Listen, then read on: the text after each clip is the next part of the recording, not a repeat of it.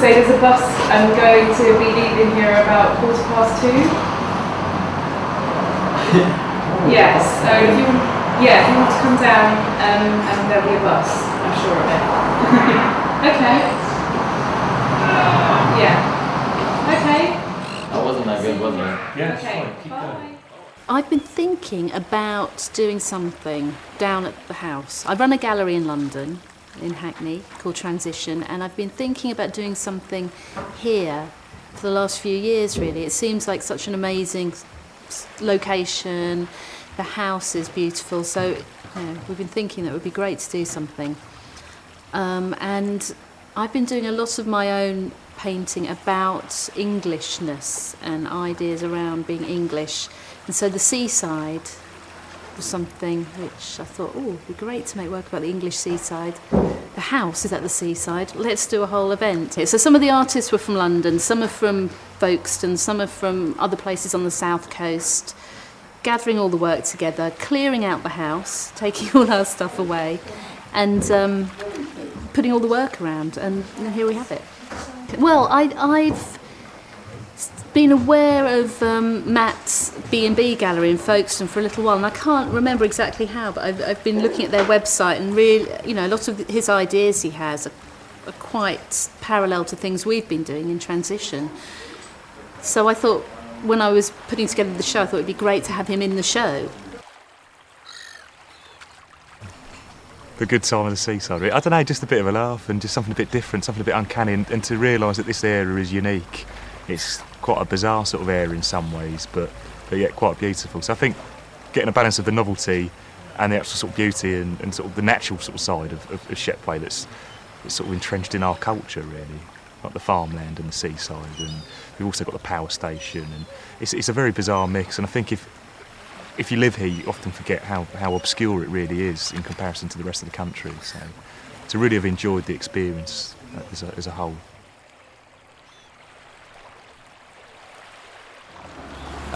Well, I came up with the idea of involving the public with what I do, because normally I just gather up materials by myself. But for this, because it's a seaside event, because beachcombing's a seaside activity, I thought it'd be nice to use materials I've just found very locally to make my head. So that was the idea behind it, to involve the public and to be very local and try and keep true to that idea.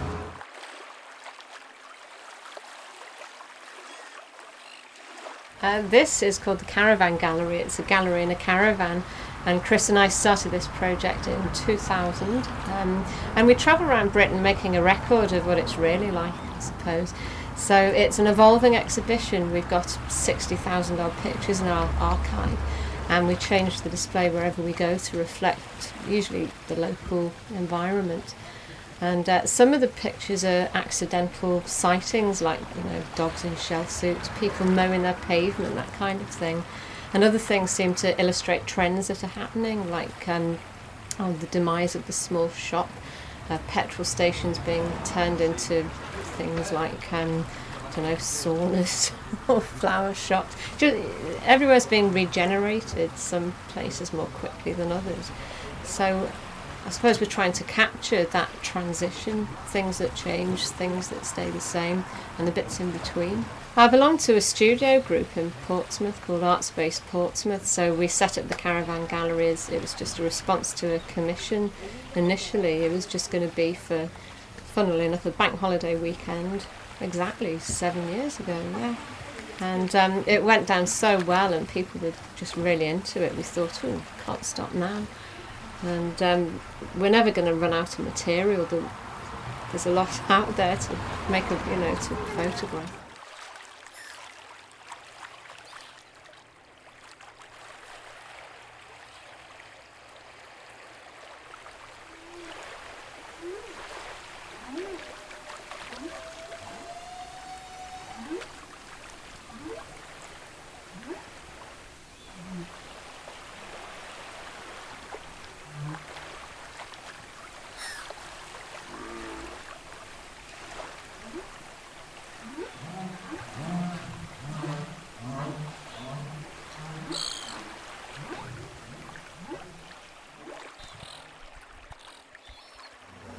Well, burlesque was a chance meeting with Miss Honey Lulu one night in Folkestone at the boxing club where she was performing as part of a rockabilly night called the Loco Lounge, and it was quite exciting to sort of get involved with the burlesque side of it. And my girlfriend's been a corset and dressmaker for a while, and it's really started to develop into a bit of a cultural phenomenon. People want to come to the seaside. We've been doing sort of photographic shoots, and it really fits into the ethos of Club Shepway, and we're hoping to bring this idea of performance and excitement back like cabaret, reinvent cabaret back in Folkestone, which I think it belongs somewhere like Folkestone, really.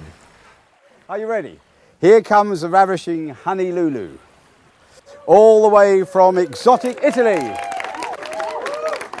stopping here before jetting off to the even more exotic climes of San Francisco for the World Hula Hooping Championships, where she is the reigning Queen of the Hoop, before winging her way to Scotland to be the most glamorous contestant in the Highland Games.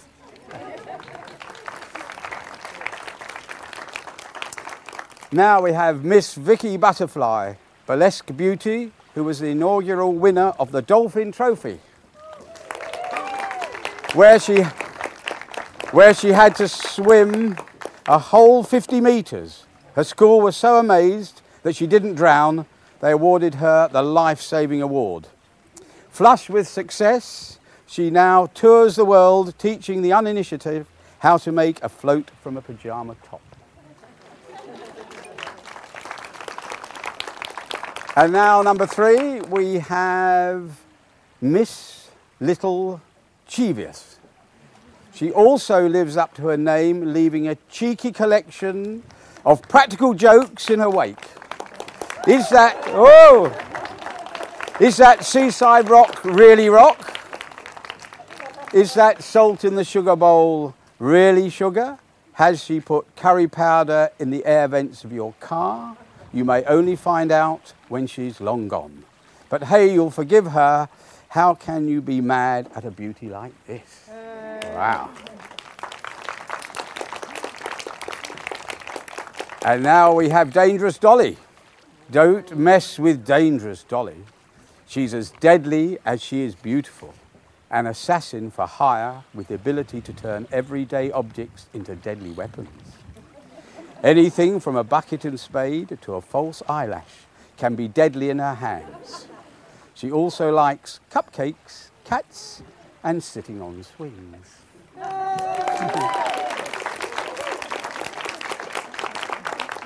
And lastly, we have the vivacious Veronica Valentine. Kidnapped from the travelling circus, where she was the bearded lady. After extensive electrolysis, she is here for viewing pleasure. She is also a ballet bombshell, but tends to get herself into a spin and is desperately looking for someone to unravel her.